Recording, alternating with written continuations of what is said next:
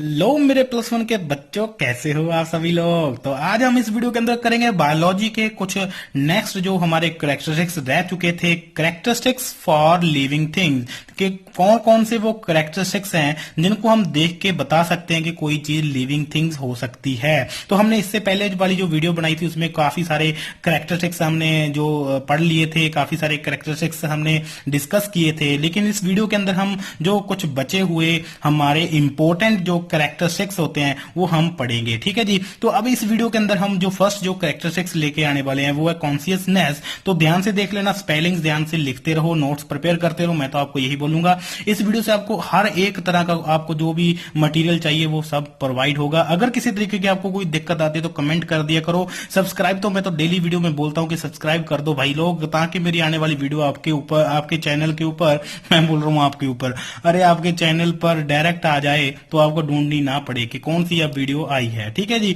तो हमारा second lecture रहेगा, इसमें हम करेक्टरिस्टिक्स करेंगे जो बड़े इंपॉर्टेंट करेक्टरिस्टिक्स हैं लिविंग बीइंग्स के। तो फर्स्ट जो करेक्टरिस्टिक्स रहेगा हमारा करेक्टरिस्टिक्स, ठीक है। मैं गलत बोल रहा हूं? नहीं, ठीक बोल रहा हूं यार, ऐसे थोड़ी होता है, हम गलत थोड़ी बोल रहे हैं। फास्ट फास्ट कई बार बोलते बोलते ना हमारी लैंग्वेज स्लिप कर जाती है, मेरी तो स्पेशली स्लिप कर जाती है। मैं कई बार तो बोल ही नहीं पाता, कई बार तो मैं लिविंग भी नहीं बोल पाता, तो ये कुछ और ही हो जाता है, तो ऐसा हो जाता है। तो कॉन्शियसनेस जो हमारा फर्स्ट वर्ड है, तो ये फर्स्ट हमारा करेक्टरिस्टिक्स है। लेकिन इससे पहले हमने कुछ करवाए हैं आपको इंपॉर्टेंट, तो उसी हिसाब से आप इसको नेक्स्ट वाला नंबर दे देना है, ठीक है जी। तो बेटा इस चीज में आपको पहले मैं आपको नॉर्मली बताता हूं कि क्या होता है। जो लिविंग थिंग्स होते हैं वो रिस्पॉन्स करते हैं। रिस्पॉन्स कैसा रिस्पॉन्स देते हैं? जो एनवायरमेंट में कुछ हरकतें होती हैं उसी अकॉर्डिंग वो अपनी बॉडी पे या अपने अपने अपने एनवायरमेंट पे वो ऐसा रिस्पॉन्स दे देते हैं। मतलब मान लो कि बाहर क्या है, एनवायरमेंट में ठंड हो चुकी है, तो आपकी बॉडी आपको बताएगी कि भाई बाहर ठंड है। अगर बाहर गर्मी हो चुकी है तो आपकी बॉडी आपको बताएगी कि बाहर गर्मी हो चुकी है, तो आप वैसे कपड़े पहनते हो। अगर बाहर आपको आपका मान लो रेनी सीजन है, बाहर बारिश हो रही है, तो आपका मन खुश हो जाएगा। तो मतलब ऐसे कुछ रिस्पॉन्सेज होते हैं जो एक्सटर्नल एनवायरमेंट के कारण होते हैं। आपकी बॉडी के अंदर कुछ ऐसी स्टिमुलस हो जाते हैं, ऐसी स्टिमुलाई जो फंक्शंस, मतलब आपके स्टिमुलस कुछ ऐसे रिस्पॉन्सेज हो जाते हैं। स्टिमुली का मतलब मैं बोलना चाहता हूं कि एनवायरमेंट में कुछ ऐसी एक्सटर्नल कुछ बदलाव आ जाते हैं जिसके कारण आपकी बॉडी उत्तेजित होती है, तो इसको स्टिमुलस बोलते हैं, ठीक है।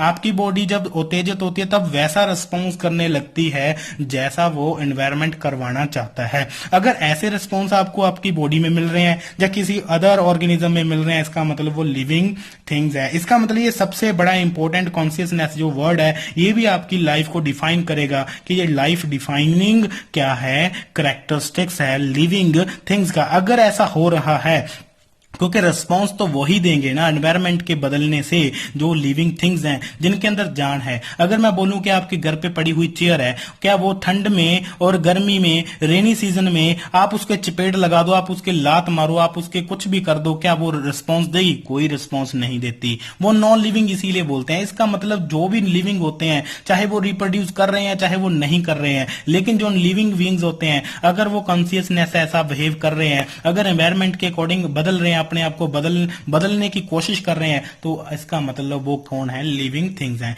तो ये बड़ा इंपॉर्टेंट वर्ड था। अब इस वर्ड को हम अगर लिखेंगे तो लिखेंगे it is the awareness of surrounding and response to external stimuli. तो मैं नोट्स इधर रख लेता हूं, मेरे जो बनाए हुए नोट्स हैं वो आप ध्यान से देख लेना, क्योंकि फिर ऐसा हो जाता है कि अगर देखो मेरे पास ये जो राइटिंग है बहुत तेजी तेजी मैंने लिखे हुए नोट्स हैं। तो इसमें क्या लिखा है? It is awareness of surrounding. Surrounding में जो हो रहा है, जो अवेयरनेस जो आप महसूस करते हो, and response to external stimuli, और जो आप रिस्पॉन्स देते हो बाहर वाली जितने भी एनवायरमेंट की जो चेंजेस आ रहे हैं उसके अकॉर्डिंग आप रिस्पॉन्स दे रहे हो, तो इसी बोलते हैं consciousness. The stimuli are perceived by sense organs. अब ये ऐसे जो स्टिमुली होते हैं ये परसीव किए जाते हैं। मतलब परसीव का मतलब मैं बात करूं, जैसे मान लो बाहर से कोई स्मेल आ रही है तो नोज आपका डिटेक्ट करेगा। बाहर से आप कोई ऐसी घटना देख रहे हो तो आपकी आईज है उसको क्या क्या करेंगी, डिटेक्ट करेंगी, देखेंगी, फील करेंगी, आप वैसा रिएक्ट करोगे। मान लो बाहर मार पिटाई हो रही है तो आपकी बॉडी वैसे रिएक्ट करेगी। मान लो आपकी बॉडी ने, आपकी आंखें ने बहुत अच्छी चीज देख ली तो आपकी बॉडी वैसे रिएक्ट करेगी। मतलब आप रिएक्ट करना जानते हो, बाहर एनवायरमेंट में जो भी चीजें हो रही हैं, जो भी हरकतें हो रही हैं, उसके अकॉर्डिंग आप रिएक्ट करना जानते हो।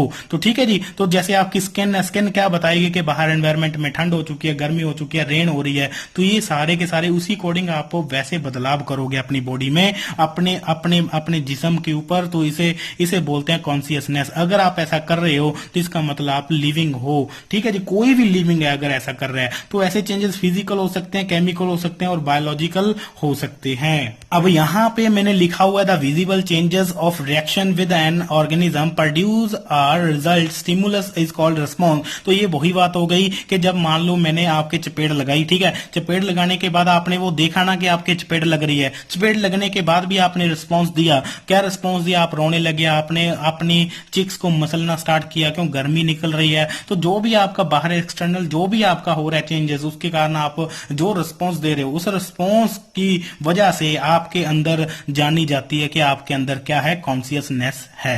ठीक है जी। चलो आगे है, देखो मैंने लिखा हुआ लाइफ डिफाइनिंग फीचर कॉन्शियसनेस। ये बड़ा इंपॉर्टेंट फीचर है जो आपको बताएगा किसमें, किस किस्म चीज में लाइफ है। तो जैसे प्लांट्स में बात करूं, जैसे लाजवंती, छुई मुई और मेमोसा प्यूडिका, ये जो वर्ड है ये तीनों का एक का नेम है। जैसे आप छुई मुई बोल दो, कोई लाजवंती बोल देते हैं, कोई मिमोसा बोल देते हैं। ठीक है। तो एक ऐसा प्लांट है, जैसे आपने देखा होगा कि टच करोगे, टच करने से इसकी जो पत्तियां होती हैं वो मुरझा जाती हैं। तो मतलब अब कॉन्शियसनेस तो इसके अंदर भी है। तो ये तो सेंस तो ये भी करता है, ठीक है, कि बाहर एनवायरनमेंट से कुछ हरकत हुई और उसने अपनी बॉडी में वैसी आपको रिस्पॉन्स दिखा दिया। ठीक है जी। अब एक चीज और आपको मैंने यहां पे बहुत इंपॉर्टेंट लिखी हुई है कि human being have self consciousness, कि ह्यूमन बीइंग के पास सेल्फ कॉन्शियसनेस होती है। मतलब अगर मैं बात कहूं कि आपके अंदर एक ऐसी शक्ति होती है जो आपको बताती है कि आप कोई काम करने लगते हो, मान लो आप कोई काम करने लगते तो आपको आपकी बॉडी बताएगी, आपकी अंतर आत्मा बताएगी कि ये काम आपके लिए सही है या गलत है। फिर भी आप अब वो काम करना चाहते हो। मान लो आप ड्रग्स एडिक्टेड हो, कोई आदमी ड्रग एडिक्टेड है, तो आपकी बॉडी बताएगी कि भाई तू ऐसा काम मत कर, तो ये गलत काम है। तो मतलब ऐसे सेंस जो होते हैं हमारी बॉडी खुद प्रोड्यूस करती है। तो ऐसे बोलते हैं कि सेल्फ सेंसेस भी हैं हम, सेल्फ कॉन्शियसनेस भी है हम हमारी बॉडी में। देखो मान लो अगर मैं बात करूं, आप काफी टाइम से काम कर रहे हो, तो अगर आपसे कोई पूछ ले, मान लो पूरे दिन से काम कर रहे हो, तो मैं आपसे पूछ लूं कि आप कब से काम कर रहे हो, तो आप बता सकते हो कि मैं काफी टाइम से काम कर रहा हूं। जब आपकी बॉडी फील करेगी मैं कितने टाइम से काम कर रहा हूं, तो ये एक शक्ति है जो आपकी बॉडी खुद आपको कॉन्शियसनेस प्रदान करती है। ऐसा हायर ऑर्गेनिज्म में ही देखा जाता है। तो आगे है नेक्स्ट वाला जो टॉपिक है हमारा, वो है नेक्स्ट जो कैरेक्टरिस्टिक्स है हमारा लिविंग थिंग्स के लिए, वो है अडेप्टेशन। तो अडेप्टेशन तो एनिमल, अब देखो भाई क्या है, अब अडेप्टेशन तो जो भी लिविंग है वो तो शो करेगा ही करेगा, चाहे वो शॉर्ट टाइम के लिए करे, चाहे वो लॉन्ग टाइम के लिए करे। ठीक है। शॉर्ट टाइम के लिए जो अडेप्टेशन होती हैं, अगर मैं बात करूं हाइबरनेशन की, तो जैसे ठंड हो गई, तो ठंड में क्या होता है, जैसे छिपकली होगी, लिजर्ड हो गया, फ्रॉग हो गए, तो ऐसे जो जानवर, स्नेक हो गया, ऐसे जो जानवर होते हैं ठंड में सरवाइव नहीं कर सकते, इनकी बॉडी जम जाती है। क्यों? क्योंकि ये कोल्ड ब्लडेड होते हैं। तब अपनी बॉडी को गर्म रखने के लिए ये क्या करते हैं, जमीन के अंदर चले जाते हैं और तब तक रहते हैं वहां पे जब तक उनकी बॉडी, जब तक बाहर वाला जो इन्वायरमेंट है वो क्या ना हो जाए, गर्म ना हो जाए, और ये बाहर वाले मौसम के अकॉर्डिंग, बाहर वाले इन्वायरमेंट के अकॉर्डिंग अनुकूल ना हो जाए। तो ये क्या है, अडेप्टेशन है। इन्होंने अडेप्ट किया है। ठीक है। तो अब मेरी बात सुनो, एक और अडेप्टेशन की बात बोलूं तो जो शॉर्ट टर्म में अडेप्टेशन आती हैं, मैंने आपको बोला कि दो तरह की अडेप्टेशन आती हैं, ये आपको बाद में बताता हूं, लेकिन पहले अडेप्टेशन की बात बताऊं। जैसे मान लो अभी कोई जानवर है जो कि बर्फ वाले एरिया में रहता है, ठीक है। अब बर्फ वाले एरिया में उठा करके उस जानवरों की भीड़ को मैं बोलूं कि हम पंजाब वाले एरिया में ले आए, जहां उस डेजर्ट वाले एरिया में हम छोड़ दें उनको, जहां पे रेगिस्तान होता है, तो क्या होगा, तो वो उसमें उनमें से कई जानवर तो मर जाएंगे, क्योंकि कुछ जानवर उस अकॉर्डिंग जीना सीखे ही नहीं। उनके लिए वो जो एनवायरनमेंट था, उनके लिए जो जगह थी, वो बहुत ही ज्यादा अनप्रेडिक्टेबल थी, मतलब उनके लिए वो जगह सूटेबल नहीं थी। तो लेकिन उनमें से कुछ ऐसे जानवर रहेंगे जो उस अकॉर्डिंग, उस एनवायरनमेंट अकॉर्डिंग, उस लैंड अकॉर्डिंग, उस सिचुएशन के अकॉर्डिंग वो रहना सीख जाएंगे। अब जो भी बचे हुए एनिमल्स हैं जो ऐसा करना सीख गए, जो ऐसा रहना सीख गए तो उनमें क्या आ गई, अब उनमें बदलाव आ गए।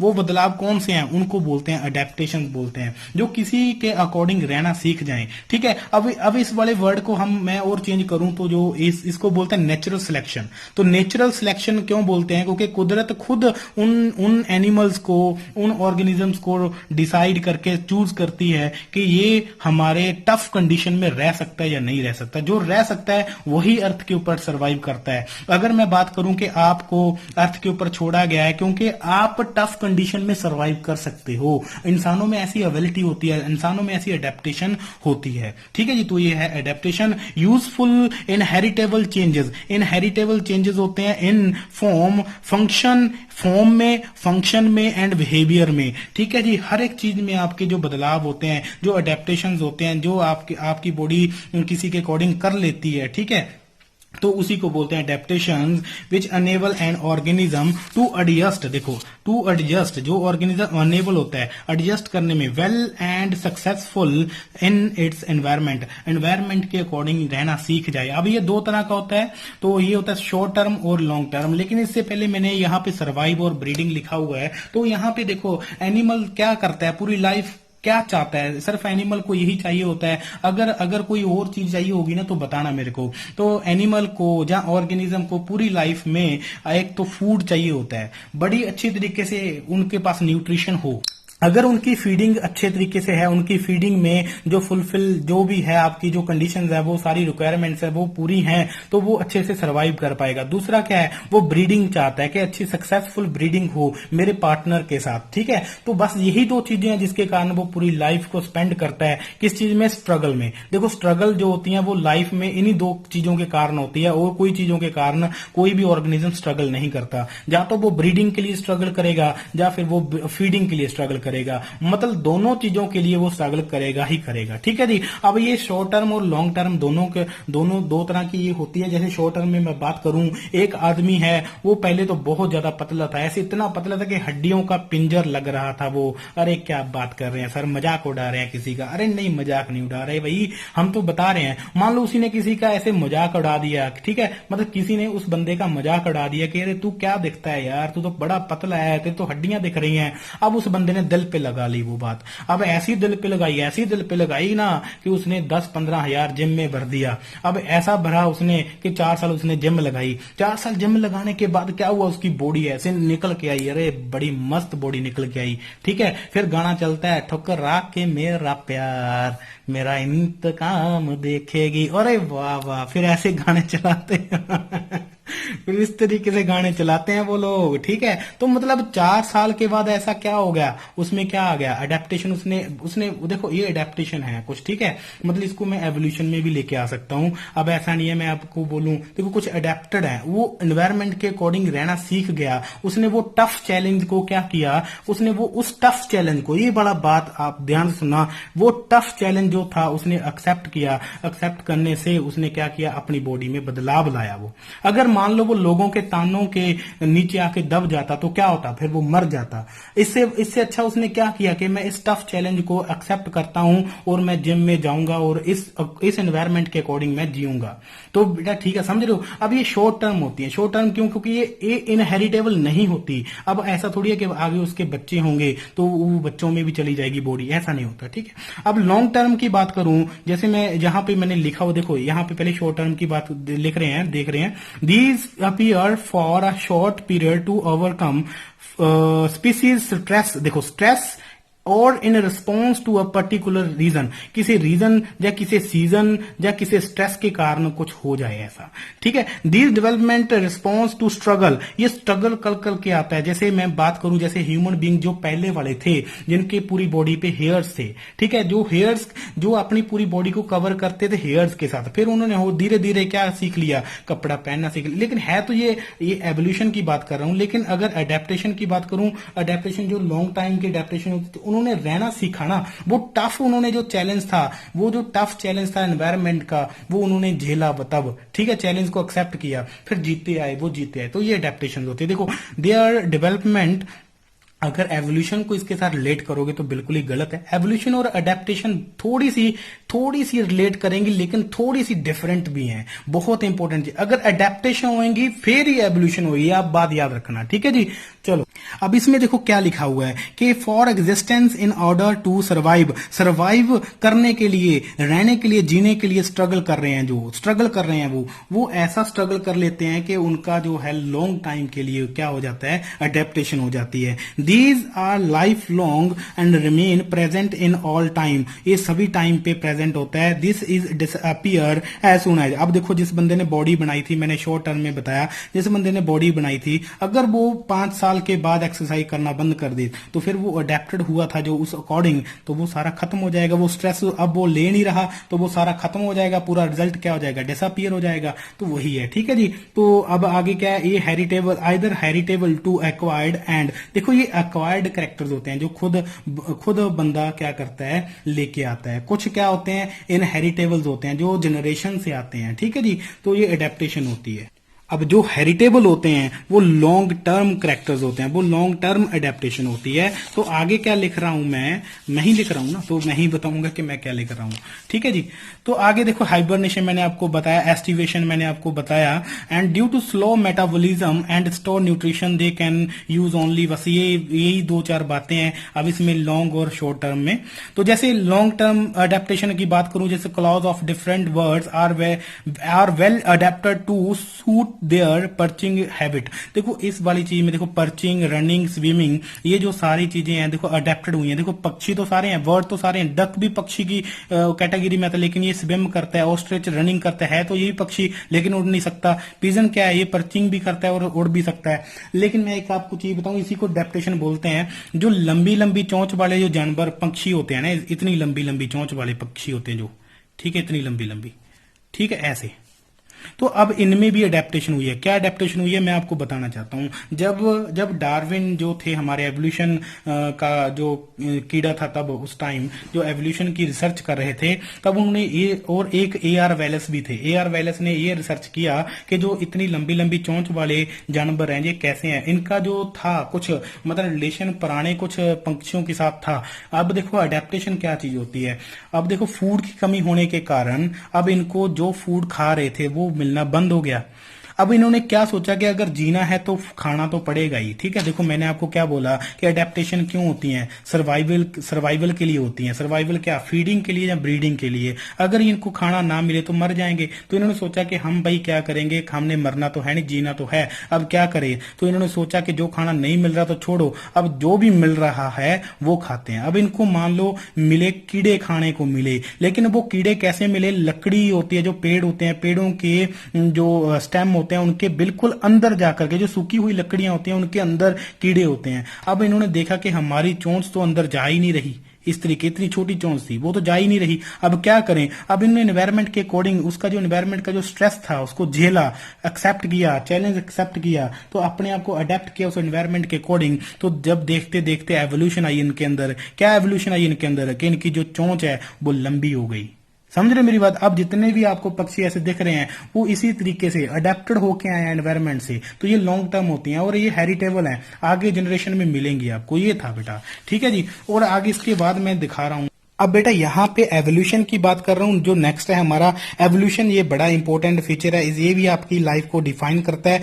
अब एवोल्यूशन में क्या होता है, जैसे मैं आपको अभी मैंने बताया कि जो स्ट्रेस को झेलते हैं, ठीक है, अडेप्टेशन हो जाती है उनके अंदर। अब अडेप्टेशन ऐसी हो जाती है कई बार हेरिटेबल, मतलब लॉन्ग टर्म अडेप्टेशन हो जाती है, जिसके कारण उनके अंदर कुछ चेंजेस आते हैं, एवोल्यूशन हो जाती है। अब इसमें मैंने क्या लिखा हुआ है, it means to unfold, unroll और रिवील हिडन पोटेंशियल। उनके अंदर जो छुपी हुई जो शक्ति हैं, जो उनके अंदर छुपे हुए जो गुण होते हैं वो बाहर निकालते हैं। जैसे मैंने इंसानों की बात की थी, जो पहले वाले इंसान थे उन्होंने अपने ऊपर जो स्ट्रेस था एनवायरनमेंट का, कि वो पहले हेयर्स के साथ अपनी बॉडी को कवर कर रहे थे, बाद में धीरे धीरे उन्होंने कपड़ा पहनना सीख लिया। अब उनकी क्वालिटीज बाहर निकल के आ रही हैं, ठीक है। फिर उन्होंने आग लगाना सीख लिया, फिर उन्होंने चमत्कार किया कि पहिए की खोज कर ली, फिर उन्हें गाड़ियां बनाई, फिर उन्होंने औजार बनाए। मतलब उनके अंदर जो समर्था थी, उनके अंदर जो कैपेबिलिटी थी वो उन्होंने उन्होंने बाहर निकालना स्टार्ट किया। जब निकालते कि आज का जो मॉडर्न मैन है, अब देख लो आपके सामने कैसा है मॉडर्न मैन। तो ऐसी जो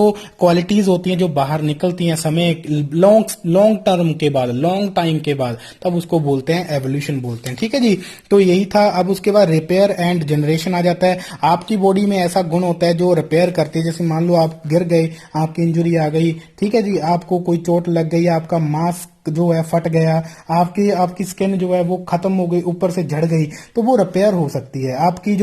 आपका जो मान लो जैसे आप लिजर्ड देखते हो आप अपने घर में, तो उसकी अगर पूंछ टूट जाए, अगर उसकी पूंछ काट दो आप, तो वो दोबारा से रीजनरेट करेगी, वैसी की वैसी पूंछ आ जाएगी। अगर आप अपनी आर्म को काट दो, क्या होगा? ऐसा नहीं होगा। सिर्फ जो वूंड है, जो सिर्फ जख्म है, वही दोबारा रिपेयर होगा, अदरवाइज और कुछ रिपेयर नहीं होगा। ठीक है, अगर मैं बोलूं आर्म काट दी तो दोबारा से आर्म आ जाएगी, ऐसा नहीं होता। ठीक है जी, तो डेडपूल की तरह आप अपने आप को काट के नहीं देखना। डेडपूल जो होता है वो तो अपने आप को काट लेता है। ठीक है, हॉलीवुड फिल्म है ये डेडपूल। अरे कई लोग सोच रहे हैं कि यार सर ने पता नहीं क्या बोल दिया।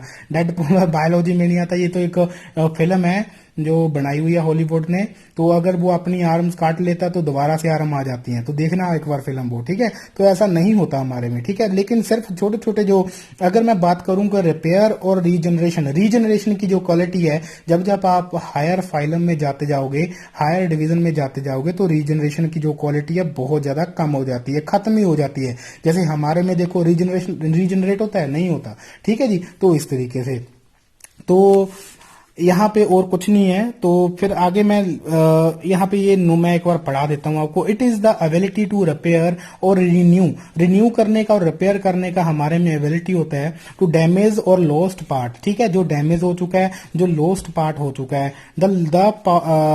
The post embryonic life of an organism. अब इसमें ये जो पोस्ट एम्ब्रियोनिक मैंने लाइफ लिखी हुई है कि इससे पहले भी जो एम्ब्रियो से पहले जो जाइगोट होता है, उसके बाद ब्लास्टूला, गैस्ट्रूला, न्यूरूला, ठीक है, मोरूला, ये सारे होते हैं। ये भी सारे क्या करते हैं? रीजनरेट और रिपेयर कर सकते हैं। All living organisms heal their wound. देखो अपने अपने जख्मों को वो हील कर सकते हैं, जो जख्म हो चुका है उनको रिपेयर कर सकते हैं और अपने आप को ठीक करवा सकते हैं। ठीक है जी, और इसमें कुछ भी नहीं है। तो यहाँ पे मैंने नोट लिखा है, when we move lower to higher phylum the regeneration जो है विल डिक्रीज। ठीक है, तो मैंने यहाँ पे लिखा हुआ है कि जो रीजनरेशन होती है, रीजनरेशन की जो पावर होती है, जब आप हायर फाइलम में चले जाओगे वो कम हो जाती है। ठीक है जी, तो यहाँ पे ये पावर लिखा हुआ है, मेरा पावर देख सकते हो। तो मैं जल्दी जल्दी से लेक्चर तैयार करता हूँ आप बच्चों के लिए, क्योंकि मैंने बहुत सारा काम करना होता है, तो इसलिए मेरे को भी कई बार तो अपनी राइटिंग समझ में नहीं आती। हा हा हा।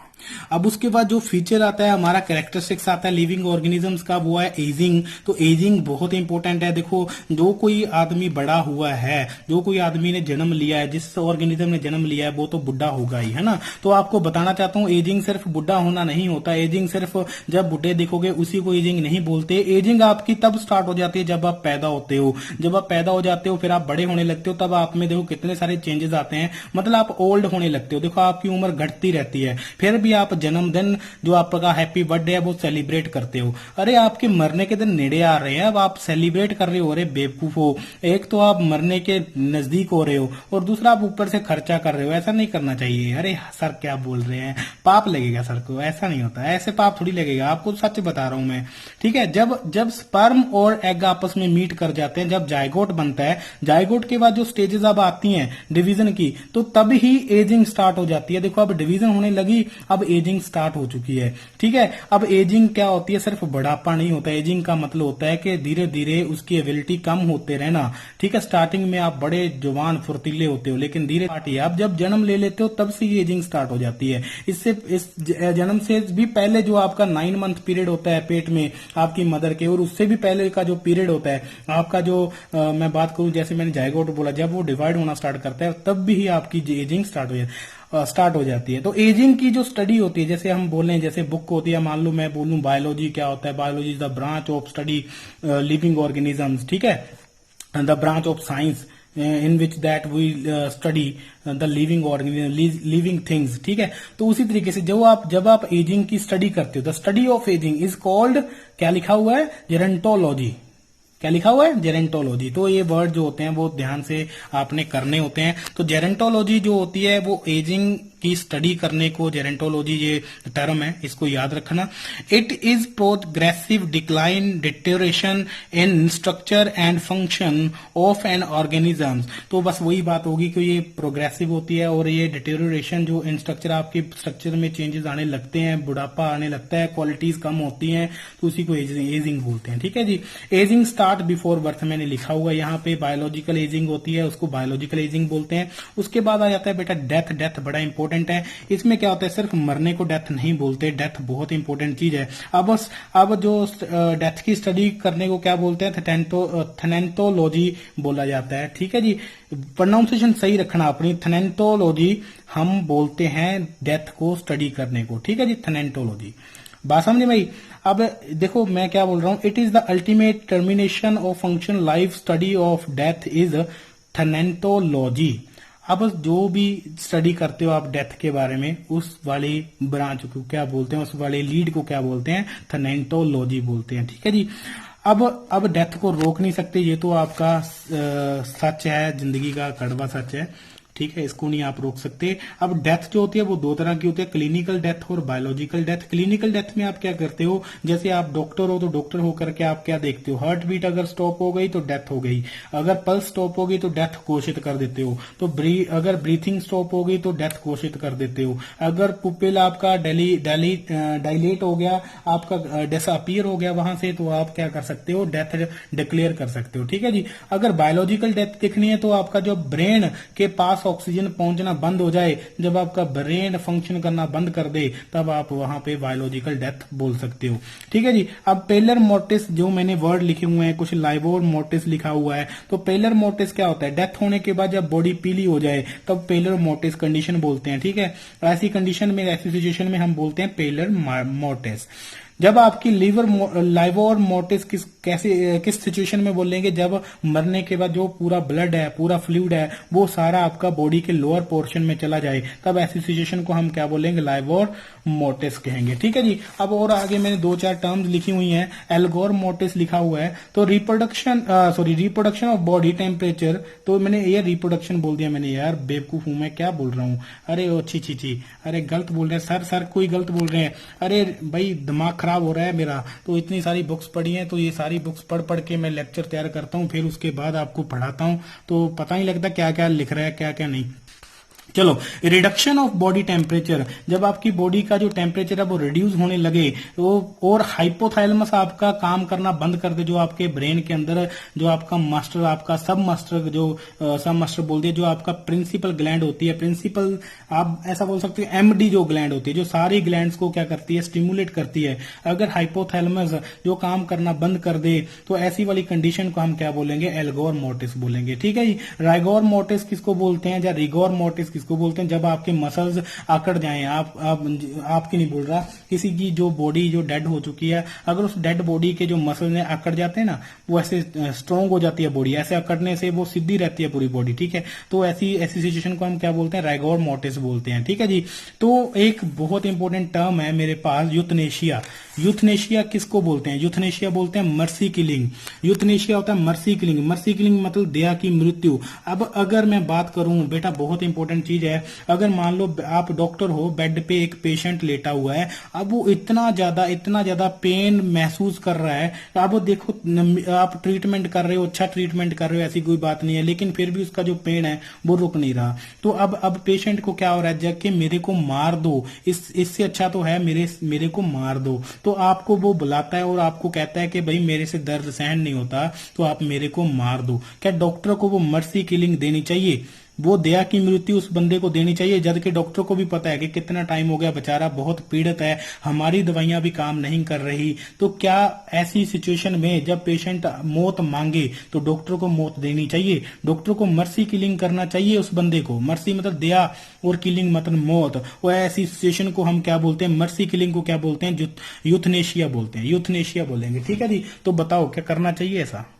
तो नहीं करना चाहिए बेटा, ऐसा कभी भी नहीं। अगर आप एक डॉक्टर हो तो डॉक्टर होने के आपके ये फर्ज होते हैं कि आप पूरी जान लगा दो। आपका पूरा फर्ज है अगर आप डॉक्टर हो कि आप उस मरीज को बचाओगे, आप उस मरीज को मारोगे नहीं, आप उस मरीज को बचाने के लिए कुछ भी करोगे। लेकिन फिर भी अगर आप असफल हो रहे हो तो एक लॉ बना हुआ है डॉक्टर्स के लिए, मैं आपको बताना चाहता हूं कि आप उनको मारोगे नहीं। ऐसी सिचुएशन में आप एक इंजेक्शन लगाओगे, इतना स्ट्रॉन्ग इंजेक्शन लगाओगे कि उसका जो पेन है वो खत्म हो जाए, वो कम हो जाए। अगर ऐसा इंजेक्शन देखो, अगर ऐसा इंजेक्शन लगाओगे तो ऑब्वियस है कि उम्र भी घटेगी ना बंदे की। तो उस कंडीशन में क्या होता है कि उम्र बेशक घटे लेकिन उसका पेन घटाना बहुत जरूरी होता है। उस पेशेंट का उसका जो दर्द होता है उसको मिटाना बहुत ज्यादा जरूरी होता है, ना कि उसको मारना जरूरी होता है। और इस लॉ में क्या लिखा हुआ है, ये लिखा हुआ है कि बेशक आप उस इंजेक्शन को लगाते टाइम उस पेशेंट की मौत हो जाए, मृत्यु हो जाए, आप उस मृत्यु के जिम्मेवार नहीं होगे क्योंकि आपने ट्राई किया था उसका पेन कम करने का। ठीक है, तो यूथनेशिया इस कंडीशन को बोलते हैं। आपको मर्सी किलिंग देने का हक नहीं है, डॉक्टर हो चाहे बेशक, आपको मर्सी किलिंग देने का हक नहीं है। तो बेटा ये यहां पे मेरा ये टॉपिक खत्म होता है। नेक्स्ट टॉपिक में मिलूंगा। अगर आपको ये टॉपिक अच्छा लगा, अगर आपको लगा कि सर में कोई कमी है तो वो कमेंट में लिखो। अगर आपको लगा कि सर अच्छा पढ़ाते हैं तो भी कमेंट लिखो, ताकि आपका हर एक कमेंट हम इंप्रूव करेंगे अगर हमारी गलती हुई। अगर आप अच्छा लिखोगे तो हमें और एनर्जी आएगी, और एनर्जी तो हमें दोनों कमेंट में आएगी। अगर हम कुछ कमी कर रहे हैं, कुछ कमी रख रहे हैं, अगर आप बता रहे हो कि सर आप में कुछ कमी है, तो हम फिर भी एनर्जी के साथ उस कमी को सुधारेंगे और अच्छे तरीके से करवाएंगे बेटा। ठीक है, थैंक यू सो मच।